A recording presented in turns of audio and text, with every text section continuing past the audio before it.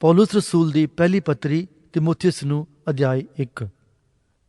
ਲਿਖਤਮ ਪੌਲੁਸ, ਜਿਹੜਾ ਸਾਡੇ ਮੁਕਤੀਦਾਤਾ ਪਰਮੇਸ਼ਰ ਅਤੇ ਸਾਡੀ ਆਸਾ ਮਸੀਹ ਯਿਸੂ ਦੀ ਆਗਿਆ ਅਨੁਸਾਰ ਮਸੀਹ ਯਿਸੂ ਦਾ ਰਸੂਲ ਹਾਂ। ਅੱਗੇ ਜੋਗ ਤਿਮੋਥਿਉਸ ਨੂੰ, ਜਿਹੜਾ ਨਿਹਚਾ ਵਿੱਚ ਮੇਰਾ ਸੱਚਾ ਬੱਚਾ ਹੈ, ਪਿਤਾ ਪਰਮੇਸ਼ਰ ਅਤੇ ਮਸੀਹ ਯਿਸੂ ਸਾਡੇ ਪ੍ਰਭੂ ਦੀ ਵੱਲੋਂ ਕਿਰਪਾ, ਦਇਆ ਅਤੇ ਸ਼ਾਂਤੀ ਹੁੰਦੀ ਰਹੇ।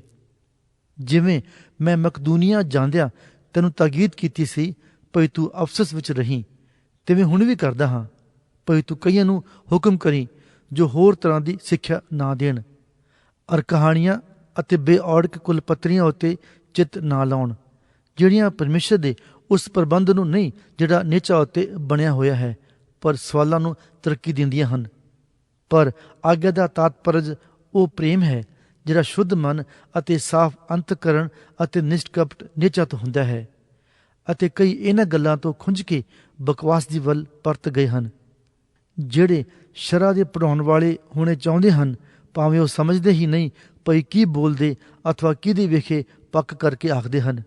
ਪਰ ਅਸੀਂ ਜਾਣਦੇ ਹਾਂ ਭਈ ਸ਼ਰ੍ਹਾ ਚੰਗੀ ਹੈ ਜੇ ਕੋਈ ਉਸ ਨੂੰ ਸ਼ਰ੍ਹਾ ਅਨੁਸਾਰ ਵਰਤੇ, ਇਹ ਜਾਣ ਕੇ ਜੋ ਸ਼ਰ੍ਹਾ ਧਰਮੀ ਦੇ ਲਈ ਨਹੀਂ ਸਗੋਂ ਸ਼ਰ੍ਹਾਹੀਨਾਂ ਅਤੇ ਢੀਠਾਂ ਲਈ, ਕੁਧਰਮੀਆਂ ਅਤੇ ਪਾਪੀਆਂ ਲਈ, ਪਲੀਤਾਂ ਅਤੇ ਅਸ਼ੁੱਧਾਂ ਲਈ, ਪਿਓ ਦੇ ਮਾਰਨ ਵਾਲਿਆਂ ਅਤੇ ਮਾਂ ਦੇ ਮਾਰਨ ਵਾਲਿਆਂ ਲਈ, ਮਨੁੱਖ ਘਾਤੀਆਂ, ਹਰਾਮਕਾਰਾਂ, ਮੁੰਡੇਬਾਜ਼ਾਂ, ਮਨੁੱਖਾਂ ਦੇ ਚੁਰਾਉਣ ਵਾਲਿਆਂ, ਝੂਠ ਬੋਲਣ ਵਾਲਿਆਂ, ਝੂਠੀ ਸਹੁੰ ਖਾਣ ਵਾਲਿਆਂ ਦੇ ਲਈ ਥਾਪੀ ਹੋਈ ਹੈ। ਨਾਲੇ ਜੇ ਹੋਰ ਕੁਝ ਖਰੀ ਸਿੱਖਿਆ ਦੇ ਵਿਰੁੱਧ ਹੋਵੇ ਤਾਂ ਉਹਦੇ ਲਈ ਵੀ ਹੈ। ਉਹ ਉਸ ਪਰਮ ਧਨ ਪਰਮੇਸ਼ਰ ਦੇ ਪ੍ਰਤਾਪ ਦੀ ਖੁਸ਼ਖਬਰੀ ਅਨੁਸਾਰ ਹੈ ਜਿਹੜੀ ਮੈਨੂੰ ਸੌਂਪੀ ਗਈ ਸੀ। ਮੈਂ ਮਸੀਹ ਯਿਸੂ ਸਾਡੇ ਪ੍ਰਭੂ ਦਾ, ਜਿਨ ਮੈਨੂੰ ਬਲ ਦਿੱਤਾ, ਧੰਨਵਾਦ ਕਰਦਾ ਹਾਂ, ਇਸ ਲਈ ਜੋ ਉਹਨੇ ਮੈਨੂੰ ਮਾਤਬਰ ਸਮਝ ਕੇ ਇਸ ਸੇਵਕਾਈ ਉੱਤੇ ਲਾਇਆ। ਭਾਵੇਂ ਪਹਿਲਾਂ ਮੈਂ ਕੁਫਰ ਬਕਣ ਵਾਲਾ ਅਤੇ ਸਤਾਉਣ ਵਾਲਾ ਅਤੇ ਤੱਕੋ ਖੋਰਾ ਸਾਂ, ਪਰ ਮੇਰੇ ਉੱਤੇ ਰਹਿਮ ਹੋਇਆ, ਇਸ ਲਈ ਜੋ ਮੈਂ ਇਹ ਬੇਪਰਤੀਤੀ ਵਿੱਚ ਅਣਜਾਣਪੁਣੇ ਨਾਲ ਕੀਤਾ।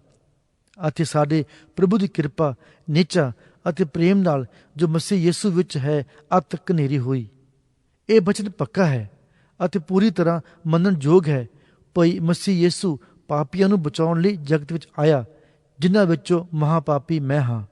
ਪਰ ਮੇਰੇ ਉੱਤੇ ਇਸ ਕਾਰਨ ਰਹਿਮ ਹੋਇਆ ਭਈ ਮੇਰੇ ਸਬਬੋਂ, ਜਿਹੜਾ ਮਹਾਪਾਪੀ ਹਾਂ, ਯਿਸੂ ਮਸੀਹ ਆਪਣੇ ਪੂਰੇ ਧੀਰਜ ਨੂੰ ਪ੍ਰਗਟ ਕਰੇ, ਤਾਂ ਜੋ ਇਹ ਉਹਨਾਂ ਦੇ ਨਿਮਿਤ ਜਿਹੜੇ ਉਸ ਉੱਤੇ ਸਦੀਪਕ ਜੀਵਨ ਲਈ ਨਿਹਚਾ ਕਰਨਗੇ ਇੱਕ ਨਮੂਨਾ ਹੋਵੇ।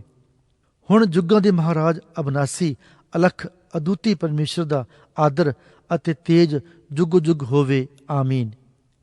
ਹੇ ਪੁੱਤਰ ਤਿਮੋਥਿਉਸ, ਮੈਂ ਉਹਨਾਂ ਅਗਮ ਵਾਕਾਂ ਦੇ ਅਨੁਸਾਰ ਜਿਹੜੇ ਅੱਗੋਂ ਤੇਰੇ ਵਿਖੇ ਕੀਤੇ ਗਏ ਤੈਨੂੰ ਇਹ ਹੁਕਮ ਦਿੰਦਾ ਹਾਂ ਭਈ ਤੂੰ ਉਹਨਾਂ ਦੇ ਸਹਾਰੇ ਅੱਛੀ ਲੜਾਈ ਲੜੀ ਅਤੇ ਨਿਹਚਾ ਅਤੇ ਸ਼ੁੱਧ ਅੰਤਕਰਣ ਨੂੰ ਤਕੜਾ ਰੱਖੀ, ਜਿਹਨੂੰ ਕਈਆਂ ਨੇ ਛੱਡ ਕੇ ਨਿਹਚਾ ਦੀ ਬੇੜੀ ਡੋਬ ਦਿੱਤੀ। ਉਹਨਾਂ ਵਿੱਚੋਂ ਹਿਮਾਨਿਉਸ ਅਤੇ ਸਿਕੰਦਰ ਹਨ, ਜਿਨ੍ਹਾਂ ਨੂੰ ਮੈਂ ਸ਼ੈਤਾਨ ਦੇ ਗੋਚਰੇ ਕਰ ਦਿੱਤਾ ਭਈ ਤਾੜਨਾ ਪਾ ਕੇ ਉਹ ਕੁਫਰ ਦੀਆਂ ਗੱਲਾਂ ਨਾ ਬਕਣ। ਪੌਲੁਸ ਰਸੂਲ ਦੀ ਪਹਿਲੀ ਪੱਤਰੀ ਤਿਮੋਥਿਉਸ ਨੂੰ ਅਧਿਆਇ 2। ਸੋ ਮੈਂ ਸਭ ਤੋਂ ਪਹਿਲਾਂ ਇਹ ਤਾਕੀਦ ਕਰਦਾ ਹਾਂ ਜੋ ਬੇਨਤੀਆਂ, ਪ੍ਰਾਰਥਨਾ, ਅਰਦਾਸਾਂ ਅਤੇ ਧੰਨਵਾਦ ਸਭਨਾਂ ਮਨੁੱਖਾਂ ਲਈ ਕੀਤੇ ਜਾਣ, ਪਾਤਸ਼ਾਹਾਂ ਅਤੇ ਸਭਨਾਂ ਮਰਾਤਬੇ ਵਾਲਿਆਂ ਦੇ ਲਈ, ਭਈ ਅਸੀਂ ਪੂਰੀ ਭਗਤੀ ਅਤੇ ਗੰਭੀਰਤਾਈ ਵਿੱਚ ਚੈਨ ਅਤੇ ਸੁੱਖ ਨਾਲ ਉਮਰ ਭੋਗੀਏ। ਸਾਡੇ ਮੁਕਤੀ ਦਾਤੇ ਪਰਮੇਸ਼ਰ ਦੇ ਹਜ਼ੂਰੋਂ ਇਹੋ ਭਲਾ ਅਤੇ ਪ੍ਰਵਾਨ ਹੈ, ਜੋ ਚਾਹੁੰਦਾ ਹੈ ਭਈ ਸਾਰੇ ਮਨੁੱਖ ਬਚਾਏ ਜਾਣ ਅਤੇ ਉਹ ਸੱਤ ਦੇ ਗਿਆਨ ਤੀਕ ਪਹੁੰਚਣ। ਕਿਉਂ ਜੋ ਪਰਮੇਸ਼ਰ ਇੱਕੋ ਹੈ, ਔਰ ਪਰਮੇਸ਼ਰ ਅਤੇ ਮਨੁੱਖਾਂ ਵਿੱਚ ਇੱਕੋ ਵਿਚੋਲਾ ਹੈ, ਜਿਹੜਾ ਆਪ ਮਨੁੱਖ ਹੈ, ਅਰਥਾਤ ਮਸੀਹ ਯਿਸੂ, ਜਿਹਨੇ ਆਪਣੇ ਆਪ ਨੂੰ ਸਭਨਾਂ ਲਈ ਪ੍ਰਾਸ਼ਚਿਤ ਕਰਕੇ ਦੇ ਦਿੱਤਾ ਅਤੇ ਉਹਦੀ ਸਾਖੀ ਆਪਣੇ ਵੇਲੇ ਸਿਰ ਹੋਈ। ਅਤੇ ਇਹਦੇ ਲਈ ਮੈਂ ਪ੍ਰਚਾਰਕ ਅਤੇ ਰਸੂਲ ਅਤੇ ਨਿਹਚਾ ਔਰ ਸੱਚਾਈ ਵਿੱਚ ਪਰਾਈਆਂ ਕੌਮਾਂ ਨੂੰ ਉਪਦੇਸ਼ ਕਰਨ ਵਾਲਾ ਥਾਪਿਆ ਗਿਆ ਸਾਂ। ਮੈਂ ਸੱਚ ਬੋਲਦਾ ਹਾਂ, ਝੂਠ ਨਹੀਂ ਮਾਰਦਾ। ਉਪਰੰਤ ਮੈਂ ਇਹ ਚਾਹੁੰਦਾ ਹਾਂ ਭਈ ਪੁਰਖ ਸਭਨੀ ਥਾਈਂ ਕ੍ਰੋਧ ਅਤੇ ਵਿਵਾਦ ਤੋਂ ਬਿਨਾਂ ਪਵਿੱਤਰ ਹੱਥ ਅੱਡ ਕੇ ਪ੍ਰਾਰਥਨਾ ਕਰਨ। ਇਸੇ ਤਰ੍ਹਾਂ ਚਾਹੁੰਦਾ ਹਾਂ ਭਈ ਇਸਤਰੀਆਂ ਲਾਜ ਅਤੇ ਸੰਜਮ ਸਹਿਤ ਆਪਣੇ ਆਪ ਨੂੰ ਸੁਹਾਵਣੀ ਪੁਸ਼ਾਕੀ ਨਾਲ ਸਵਾਰਨ, ਨਾ ਗੁੰਦਿਆਂ ਹੋਇਆਂ ਵਾਲਾਂ ਅਤੇ ਸੋਨੇ ਜਾਂ ਮੋਤੀਆਂ ਜਾਂ ਭਾਰੇ ਮੁੱਲ ਦੇ ਬਸਤਰਾਂ ਨਾਲ, ਸਗੋਂ ਸ਼ੁਭ ਕਰਮਾਂ ਦੇ ਵਸੀਲੇ ਨਾਲ, ਕਿਉਂ ਜੋ ਇਹ ਉਹਨਾਂ ਇਸਤਰੀਆਂ ਨੂੰ ਫੱਬਦਾ ਹੈ ਜਿਹੜੀਆਂ ਪਰਮੇਸ਼ਰ ਦੀ ਭਗਤੀ ਨੂੰ ਮੰਨਦੀਆਂ ਹਨ। ਇਸਤਰੀ ਨੂੰ ਚਾਹੀਦਾ ਹੈ ਭਈ ਚੁੱਪਚਾਪ ਹੋ ਕੇ ਪੂਰੀ ਅਧੀਨਗੀ ਨਾਲ ਸਿੱਖਿਆ ਲਵੇ। ਮੈਂ ਇਸਤਰੀ ਨੂੰ ਸਿੱਖਿਆ ਦੇਣ ਅਥਵਾ ਪੁਰਖ ਉੱਤੇ ਹੁਕਮ ਚਲਾਉਣ ਦੀ ਪ੍ਰਵਾਨਗੀ ਨਹੀਂ ਦਿੰਦਾ, ਸਗੋਂ ਉਹ ਚੁੱਪਚਾਪ ਰਹੇ। ਕਿਉਂ ਜੋ ਆਦਮ ਪਹਿਲਾਂ ਰਚਿਆ ਗਿਆ ਸੀ, ਫੇਰ ਹਵਾ।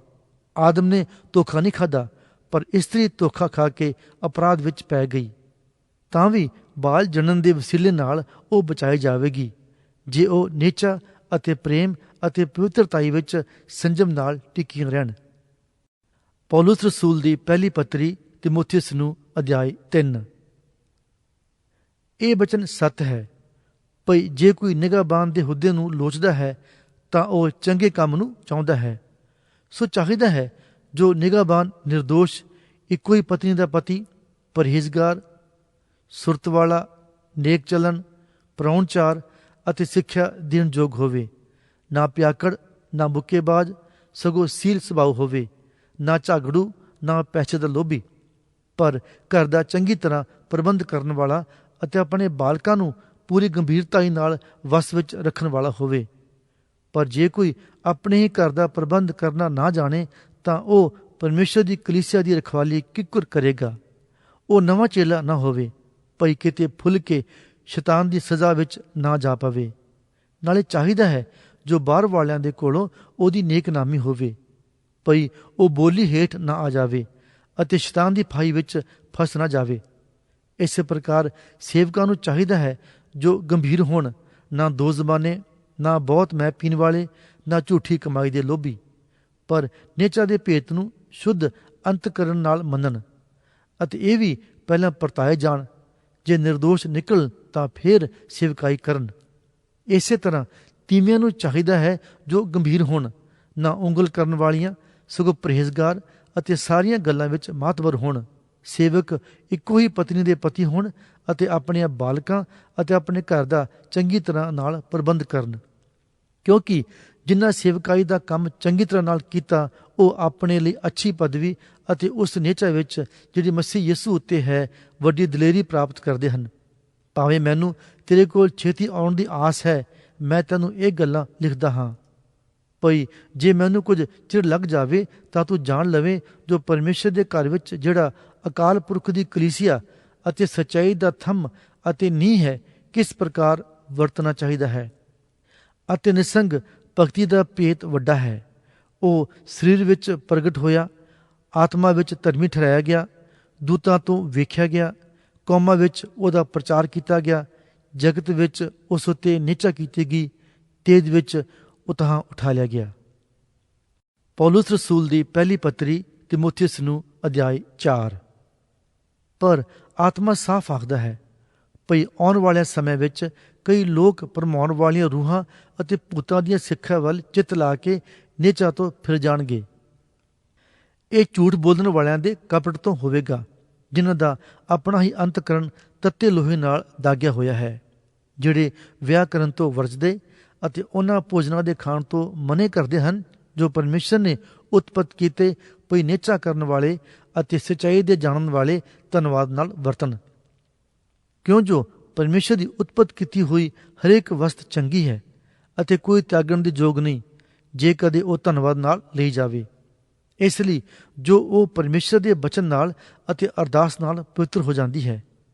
ਜੇ ਤੂੰ ਭਰਾਵਾਂ ਦੇ ਅੱਗੇ ਇਹ ਗੱਲਾਂ ਪੇਸ਼ ਕਰੇ ਤਾਂ ਨੇਚਾ ਅਤੇ ਉਸ ਚੰਗੀ ਸਿੱਖਿਆ ਦੀਆਂ ਗੱਲਾਂ ਤੋਂ ਜਿਨ੍ਹਾਂ ਦੇ ਮਗਰ ਤੂੰ ਲੱਗਿਆ ਰਿਹਾ ਪਲ ਕੇ ਮਸੀਹ ਯਿਸੂ ਦਾ ਚੰਗਾ ਸੇਵਕ ਬਣੇਗਾ।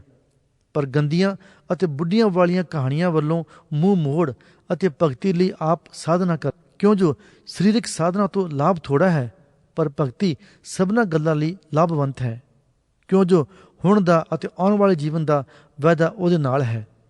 ਇਹ ਬਚਨ ਸੱਤ ਹੈ ਅਤੇ ਪੂਰੀ ਤਰ੍ਹਾਂ ਮੰਨਣ ਯੋਗ ਹੈ। ਇਸੇ ਨਿਮਿਤ ਅਸੀਂ ਮਿਹਨਤ ਅਤੇ ਯਤਨ ਕਰਦੇ ਹਾਂ, ਇਸ ਲਈ ਜੋ ਅਸਾਂ ਜਿਉਂਦੇ ਪਰਮੇਸ਼ਰ ਉੱਤੇ ਆਸ ਲਾਈ ਹੋਈ ਹੈ, ਜਿਹੜਾ ਸਾਰੇ ਮਨੁੱਖਾਂ ਦਾ ਪਰ ਖਾਸ ਕਰਕੇ ਨੀਚਾਵਾਨਾਂ ਦਾ ਮੁਕਤੀ ਦਾਤਾ ਹੈ। ਇਹਨਾਂ ਗੱਲਾਂ ਦਾ ਹੁਕਮ ਕਰ ਅਰ ਸਿਖਾ। ਕੋਈ ਤੇਰੀ ਜਵਾਨੀ ਨੂੰ ਤੁੱਛ ਨਾ ਜਾਣੇ, ਸਗੋਂ ਤੂੰ ਨੀਚਾਵਾਨਾਂ ਲਈ ਬਚਨ ਵਿੱਚ, ਚਾਲ ਚੱਲਣ ਵਿੱਚ, ਪ੍ਰੇਮ ਵਿੱਚ, ਨੇਚਾ ਵਿੱਚ, ਪਵਿੱਤਰਤਾਈ ਵਿੱਚ ਨਮੂਨਾ ਬਣੀ। ਜਦ ਤੀਕਰ ਮੈਂ ਨਾ ਆਵਾਂ ਤੂੰ ਪੜ੍ਹਾਈ ਕਰਨ, ਉਪਦੇਸ਼ ਕਰਨ ਅਤੇ ਸਿੱਖਿਆ ਦੇਣ ਵਿੱਚ ਲੱਗਾ ਰਹੀਂ। ਤੂੰ ਉਸ ਦਾਤ ਦੀ ਬੇਪਰਵਾਹੀ ਨਾ ਕਰ ਜੋ ਤੇਰੇ ਵਿੱਚ ਹੈ, ਜਿਹੜੀ ਅਗਮ ਵਾਕ ਦੇ ਰਾਹੀਂ ਪਰਿਆਂ ਦੇ ਹੱਥ ਰੱਖਣ ਨਾਲ ਤੈਨੂੰ ਦਿੱਤੀ ਗਈ ਹੈ।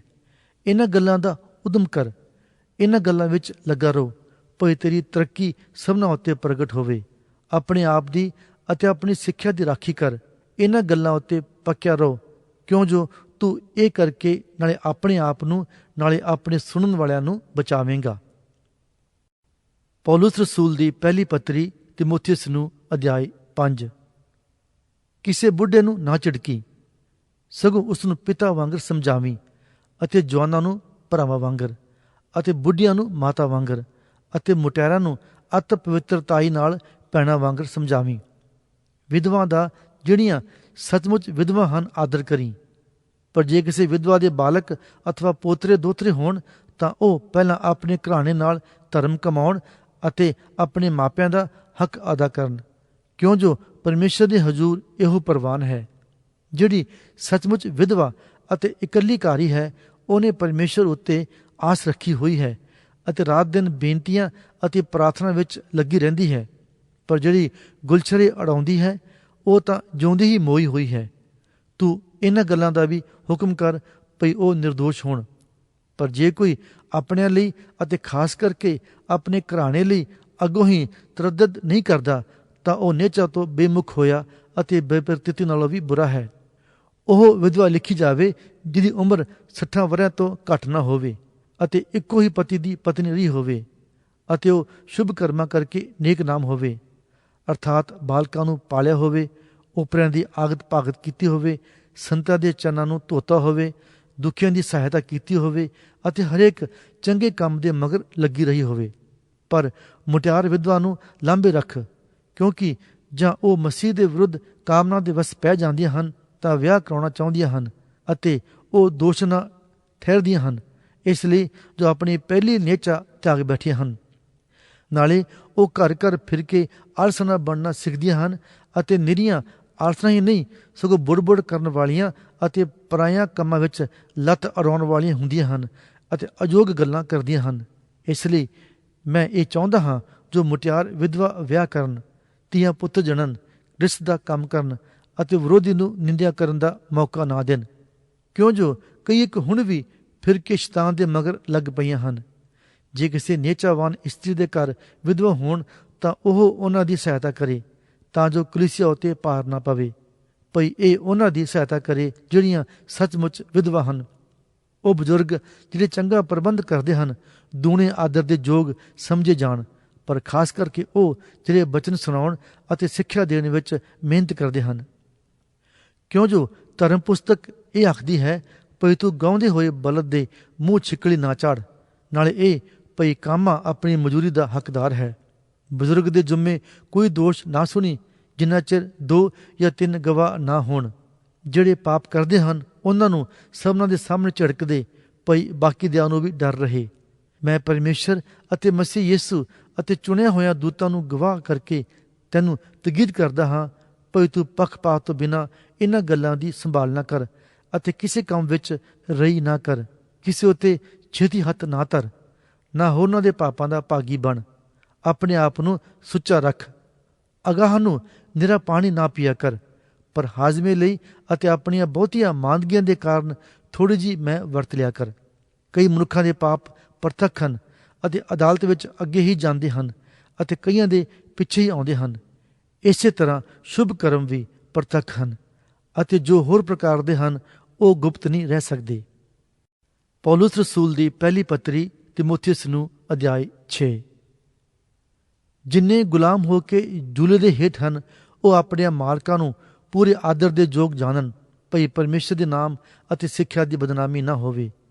ਅਤੇ ਜਿਨ੍ਹਾਂ ਦੇ ਮਾਲਕ ਨੀਚਾਵਾਨ ਹਨ ਉਹ ਉਹਨਾਂ ਨੂੰ ਭਾਈ ਹੋਣ ਕਰਕੇ ਤੁੱਛ ਨਾ ਜਾਣਨ, ਪਰ ਉਹਨਾਂ ਦੀ ਹੋਰ ਵੀ ਦਾਰੀ ਕਰਨ, ਇਸ ਲਈ ਕਿ ਜਿਹੜੇ ਇਸ ਉਪਕਾਰ ਵਿੱਚ ਸਾਂਝੀ ਹਨ ਉਹ ਨੀਚਾਵਾਨ ਅਤੇ ਪਿਆਰੇ ਹਨ। ਇਹਨਾਂ ਗੱਲਾਂ ਦੀ ਸਿੱਖਿਆ ਦੇ ਅਤੇ ਉਪਦੇਸ਼ ਕਰ।